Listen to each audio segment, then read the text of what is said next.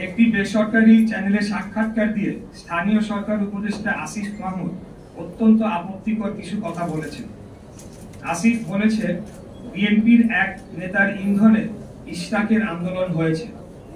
এই বক্তব্যের মধ্য দিয়ে হাজার হাজার ঢাকার ভোটারদের চরম অপমান করা হয়েছে। ঝড় বৃষ্টি তীব্র রোদ উপেক্ষা করে দিনের পর দিন শারীরিক ও মানসিক পরিশ্রম করে আন্দোলন করা ঢাকার এই জনগোষ্ঠীকে এই একটি বাক্য উচ্চারণের মধ্য দিয়ে নাগরিক থেকে পশুর মর্যাদায় নিয়ে যাওয়া হয়েছে। এটার জন্য তাকে অবশ্যই নাগরিকদের কাছে ক্ষমা চাইতে হবে। দ্বিতীয়, আসিফ আরেকটা কথা বলেছে, ইশরাককে মিসগাইড করা হয়েছে।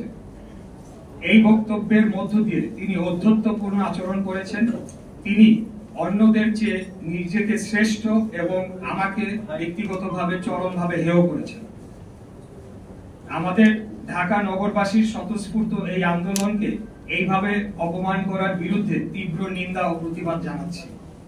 আমি খুব স্পষ্ট ভাষায় বলতে চাই, একদম শুরু থেকে এই অন্তর্বর্তীকালীন সরকারের অধীনে মেয়র পদে বসে নগর পরিচালনা করার পরিকল্পনা আমার ছিল না।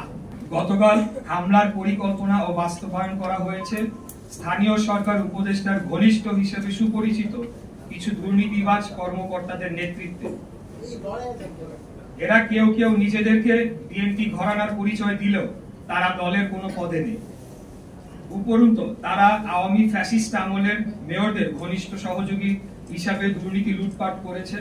তাদের মূল হোতা গতকালকে আন্দোলনকারীদের হত্যা চেষ্টা করার হোতা গোলাম কিবরিয়া রুবেলের বিরুদ্ধে ব্যাপক দুর্নীতির অভিযোগ রয়েছে।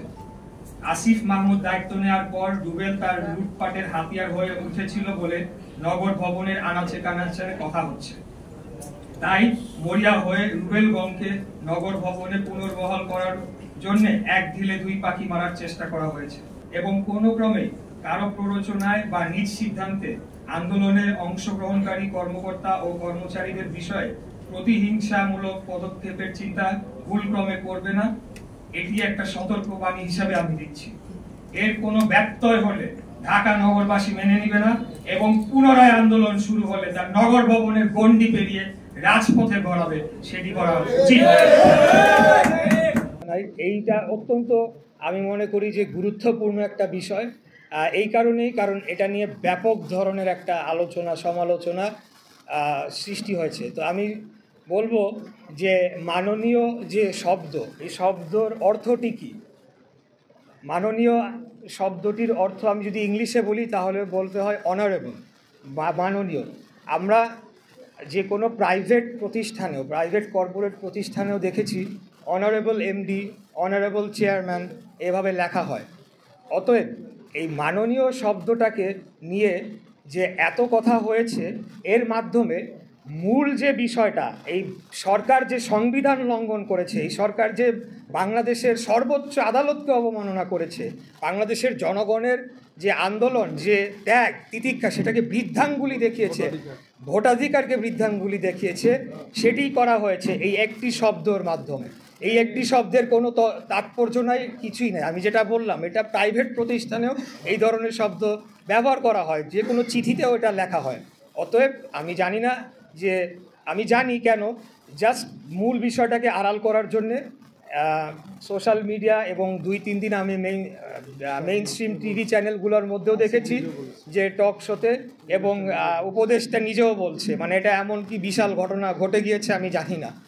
এটা তো আইন লঙ্ঘন না। সরকার যে আইন লঙ্ঘন করেছে, সংবিধান লঙ্ঘন করেছে, সেটা নিয়ে আলাপ হওয়া দরকার। মূল বিষয় হতে হবে সেইটা, এইটা না। আর দ্বিতীয় যে বিষয়টি বললেন, অবশ্যই আপনি যেটা বলেছেন সত্যই বলেছেন, সেটা 20 বছর আগের ইতিহাস। কিন্তু গত 3 টার্মে, গত 15 বছরে তার কর্মকাণ্ড কি ছিল, সেটির উপর ভিত্তি করে সে দোষর হতে পারে কিনা, সেই প্রশ্নটি আমি আপনাদের কাছে রাখতে চাই। কেউ 30 বছর আগে কি করেছে আর 5 বছর আগে কি ভূমিকা রেখেছে, সেটা নিয়ে তো আপনি জাস্টিফাই করতে পারবেন না, তাই না?